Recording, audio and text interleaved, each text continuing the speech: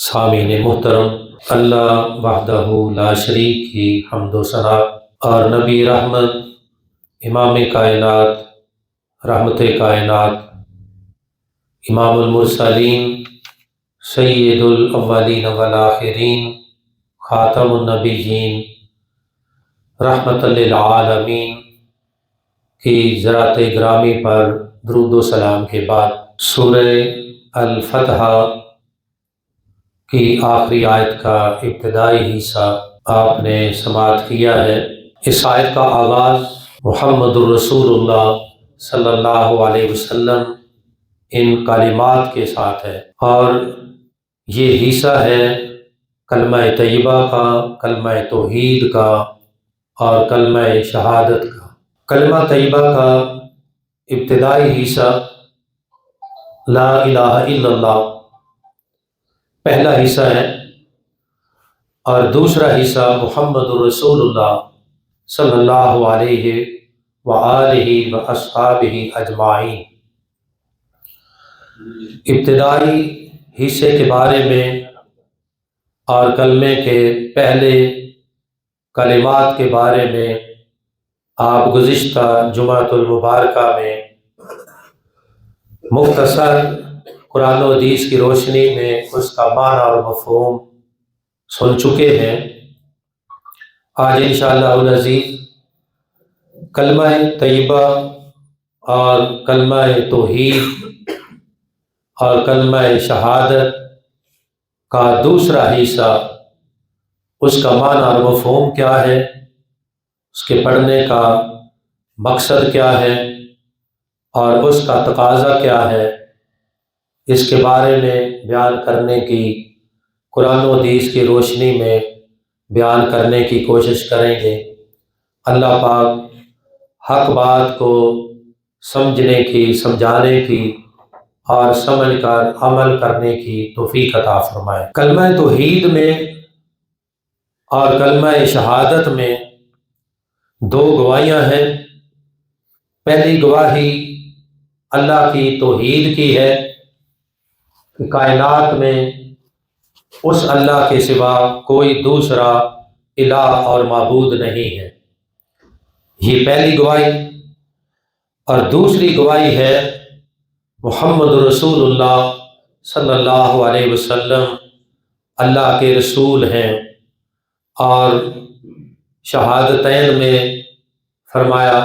وَأَشْهَدُ أَنَّ مُحَمَّدًا عَبْدُهُ وَرَسُولُهُ، کہ میں اس بات کی گواہی دیتا ہوں کہ محمد صلی اللہ علیہ وسلم اللہ کے بندے اور اس کے رسول ہیں۔ تو محمد رسول اللہ صلی اللہ علیہ وسلم دوسری گواہی کا تقاضا یہ ہے کہ میرے رسول اور میرے نبی، میرے مقتدا، میرے پیشوا، میرے رہنما اور میرے امام اور میرے قائد صرف رسول اللہ صلی اللہ علیہ وسلم ہیں۔ محمد صلی اللہ علیہ وسلم کا مقام و منصب اللہ پاک نے بیان کیا ہے کہ آپ کا رتبہ کیا ہے، مقام کیا ہے، درجہ کیا ہے اور فضیلت کیا ہے، اور وہ یہ ہے کہ اللہ نے آپ کو رسالت کے ساتھ اور رسالت کی سعادت کے ساتھ نواز دیا ہے۔ انسانی تاریخ میں اگر کوئی سب سے بڑا رتبہ ہے، مقام ہے، منصب ہے، تو وہ رسالت ہے۔ باقی تمام درجے اس سے کم ہیں، خواہ وہ ولایت کا درجہ ہو اور خواہ وہ کسی اور انسان درجے کا حامل ہو، رسالت کا مقام و منصب سب سے بلند و بالا ہے۔ اور پھر رسولوں میں اور نبیوں میں نبی پاک کی امتیازی حیثیت یہ ہے کہ اللہ پاک نے آپ کو سب سے آخری رسول اور سب سے آخری نبی، خاتم النبیین بنا کر بھیجا ہے۔ یہ اعزاز صرف آپ ہی کے حصے میں آیا ہے، اور جہاں تک آسمانی کتابوں کا ذکر ہے یا آپ سے پہلے رسولوں کا ذکر ہے جن پر آسمانی کتابیں نازل ہوئیں، تو ہر نبی کو اللہ پاک نے یہ پیغام دیا اور یہ وعدہ لیا کہ اگر تمہاری موجودگی میں میرا آخری نبی محمد رسول اللہ صلی اللہ علیہ وسلم آ جائے تو پھر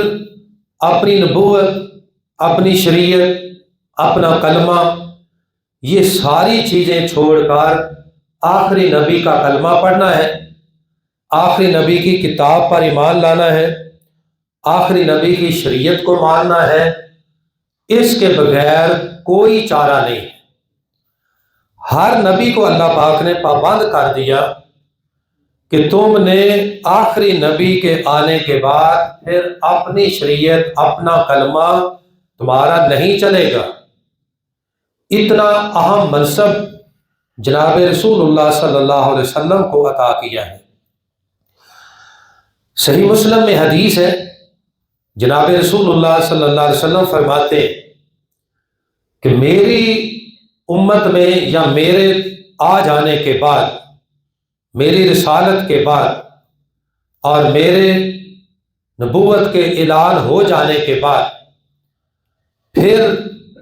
کوئی یہودی، کوئی عیسائی، کسی بھی مذہب کا پیروکار اگر وہ میرے اوپر ایمان لائے بغیر مر گیا، کوئی بھی انسان، خواہ وہ عیسائی ہے، عیسیٰ علیہ السلام کا پیروکار، یہودی ہے، اپنی آسمانی کتاب کا پیروکار،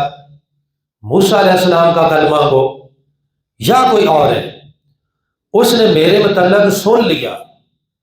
مگر مجھ پر ایمان نہیں لایا، اپنے دین، اپنے عقیدے پر اڑ گیا،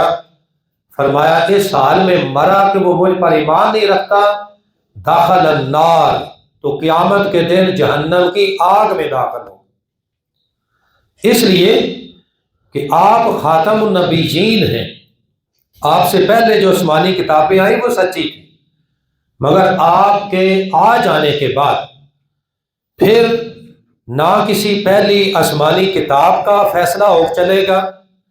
نہ کسی پہلے نبی کا کلمہ چلے گا، نہ کسی سابقہ شریعت کا قانون چلے گا، بلکہ کلمہ بھی آخری نبی کا، کتاب بھی آخری نبی کی، فیصلہ بھی آخری نبی کا، شریعت بھی آخری نبی کی، اور وہ ہے محمد رسول اللہ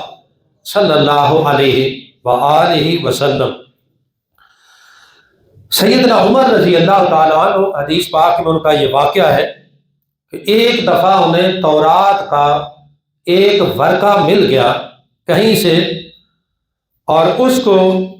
پڑھتے پڑھتے نبی پاک کی خدمت میں آ گئے۔ باقی صحابہ ہیں، یہ سیدنا ابو بکر صدیق بھی ہیں، نبی پاک بھی ہیں، اور سب کو پتہ چل گیا کہ حضرت عمر رضی اللہ تعالیٰ عنہ تورات کا ایک ورق لے کر اس کو پڑھ لیں۔ تو نبی پاک کو جیسے علم ہوا، آپ کے چہرے کا رنگ بدل گیا، یہ غصے کا ایک اظہار تھا۔ صحابی کہتے ہیں کہ جب نبی پاک کو کسی بات پر غصہ آتا تھا تو آپ کے چہرے کا رنگ ایسے ہو جاتا ہے جیسے سرخ انار آپ کے چہرے پر نچوڑ دیا گیا، پتہ چل جاتا کہ آپ غصے میں آ گئے۔ حضرت ابو بکر صدیق رضی اللہ تعالی عنہ نے توجہ دلائی کہ عمر، ذرا نبی پاک کے چہرے کو تو دیکھو، تم مطالعے میں مصروف ہو۔ حضرت عمر رضی اللہ تعالی عنہ نے جیسے نبی پاک کا چہرہ دیکھا تو فوراً بھانپ گئے، سمجھ گئے کہ آپ غصے میں ہیں۔ اس تورات کے ورق کو لپیٹ دیا اور زبان سے یہ کلمات پڑھے، رضیت باللہ ربا وبالاسلام دینا وبمحمد نبیا صلی اللہ علیہ وسلم، کہ میں اللہ پہ راضی ہوں جو میرا رب ہے، میں دین پہ راضی ہوں، میں اسلام پہ راضی ہوں جو میرا دین ہے، اور میں محمد صلی اللہ علیہ وسلم پہ راضی ہوں جو میرے نبی اور میرے رسول ہیں۔ اپنے ایمان کی تجدید کر دی۔ نبی پاک کا غصہ کم ہوا اور پھر فرمایا کہ عمر، میرے آ جانے کے بعد، قرآن کے آ جانے کے بعد اور میرا کلمہ پڑھنے کے بعد اب تم تورات کو پڑھنا چاہتے ہو، اور یہ بات جان لو کہ اس تورات نہیں بلکہ صاحب تورات جن پر تورات نازل ہوئی سیدنا موسیٰ علیہ السلام، لو کان موسیٰ حیا، کہ اگر آج موسیٰ علیہ السلام بھی زندہ ہو کر تمہارے درمیان آ جائیں اور تم مجھے چھوڑ کر موسیٰ علیہ السلام کے پیچھے چل پڑو، حالانکہ وہ اللہ کے سچے نبی تھے، تورات سچی اللہ کی کتاب تھی، کلمہ سچا تھا، لیکن مجھے چھوڑ کر موسیٰ علیہ السلام کے پیچھے تم چل پڑے، لَزَلَلْتُمْ عَنْ سَوَاءِ السَّبِيلِ، تو یاد رکھو کہ تم سارے کے سارے گمراہی کی طرف چلے جاؤ۔ پیغام یہ دیا کہ محمد رسول اللہ صلی اللہ علیہ وسلم کے آ جانے کے بعد اب دنیا میں کوئی ایسی ہستی نہیں ہے جس کی اتباع اور جس کی پیروی کی جا سکے۔ یہ تقاضا ہے کلمے کا اور کلمے کے دوسرے حصے کا کہ لا الہ الا اللہ، اللہ کے علاوہ کائنات میں معبود دوسرا کوئی نہیں، اور محمد رسول اللہ صلی اللہ علیہ وسلم، محمد صلی اللہ علیہ وسلم کو چھوڑ کر کوئی دوسرا لیڈر، کوئی امام، کوئی قائد، کوئی مفتی، کوئی شیخ ایسا نہیں ہو سکتا کہ تم مجھے چھوڑ کر جس کے پیچھے چل پڑو۔ اگر ایسا کیا تو پھر ایمان سے ہاتھ دھو بیٹھو گے اور ہدایت سے نکل کر گمراہی کی طرف چلے جاؤ گے۔ آج میرے بھائیوں، اندازہ کریں اس بات کا کہ یہودیوں نے وہ بھی اپنے مذہب پہ اڑ گئے اور انہوں نے اس بات کو نہیں مانا، آخری نبی کا کلمہ نہیں پڑھا۔ عیسائی اپنے عقیدے عیسائیت پہ اڑ گئے، انہوں نے کہا ہمارے نبی عیسیٰ علیہ السلام ہے، وہ بھی نہیں مانے۔ اور جہاں تک مکے کے مشرکوں کی بات ہے، انہوں نے جس طرح توحید کا انکار کیا اسی طرح رسالت کا بھی انکار کیا، کہنے لگے کہ ہم یہ تو مانتے ہیں کہ تو سچا بھی ہے، صادق بھی ہے، امین بھی ہے، سارا کچھ ہے، مگر ہم تمہیں سب کچھ ماننے کے لیے تیار ہے، رسول اللہ نہیں مانتے۔ قرآن مجید میں اللہ پاک فرماتے فَإِنَّهُمْ لَا يُكَذِّبُونَكَ وَلَٰكِنَّ الظَّالِمِينَ بِآيَاتِ اللَّهِ يَجْحَدُونَ۔ اے میرے محبوب، یہ جہاں تک آپ کی ذات کا معاملہ ہے تو آپ کو نہیں جھٹلاتے، صادق بھی کہتے ہیں، امین بھی کہتے ہیں، اور آپ کو قاضی بھی مانتے ہیں، فیصلے بھی کرواتے ہیں، امانتیں بھی رکھتے ہیں، مگر جب بات آتی ہے کہ آپ پر اللہ کی طرف سے قرآن نازل ہوتا ہے اور میں نے آپ کو اپنا رسول بنا لیا ہے، جہاں آ کے یہ اڑ جاتے ہیں، رک جاتے ہیں، منکر ہو جاتے ہیں، کہتے ہیں ہم تمہیں رسول اللہ نہیں مانتے۔ اب بات یہ ہے کہ مکے کے کافروں کو رسول اللہ ماننے میں آخر تکلیف کیا تھی؟ کیوں نہیں مانتے جب پتہ تھا کہ یہ بندہ سچا ہے، اس کی بات سچی ہے، اس کی دعوت سچی ہے، یہ بات کا بھی سچا ہے، قول کا بھی سچا ہے، فعل کا بھی سچا ہے، عمل کا بھی سچا ہے، اتنا مانندار ہے کہ ہم اپنی مانتے اس کے پاس رکھتے ہیں، پھر رسول اللہ کیوں نہیں مانا؟ رسول اللہ انہوں نے اس لیے نہیں مانا، وہ کہتے تھے کہ آپ جب کہتے ہیں نا میں اللہ کا رسول ہوں، اور پھر پہلی بات آپ یہ کرتے ہیں کہ لا الہ الا اللہ، کائنات میں اللہ کے علاوہ دوسرا معبود کوئی نہیں، آپ کی یہ دعوت جو بطور رسول آپ دیتے ہیں اس کو ہم کبھی نہیں مانیں۔ اس بات پر وہ اڑ گئے اور پھر اکثریت ان کی اڑی رہی، مکی دور میں بھی انہوں نے نہیں مانا۔ پھر آپ مکہ سے ہجرت کر کے مدینے چلے گئے، مدینے جا کر بھی نہیں مانا۔ پھر انہوں نے اس بات پر جنگ بھی کی کہ ہم تمہیں رسول اللہ نہیں مانتے، جنگ بدر بھی ہوئی، جنگ احد بھی ہوئی، جنگ خندق بھی ہوئی، بالآخر جب حدیبیہ کے مقام پر اللہ کے رسول پہنچے تھے اور عمرہ کی ادائیگی کرنا چاہتے تھے تو تب بھی وہ اڑ گئے، کہنے لگے ہم عمرہ بھی نہیں کرنے دیں گے، آپ کو مکہ میں داخل ہونے کی اجازت نہیں ہے۔ نبی پاک نے فرمایا ہم تو لڑنے کے لیے نہیں آئے،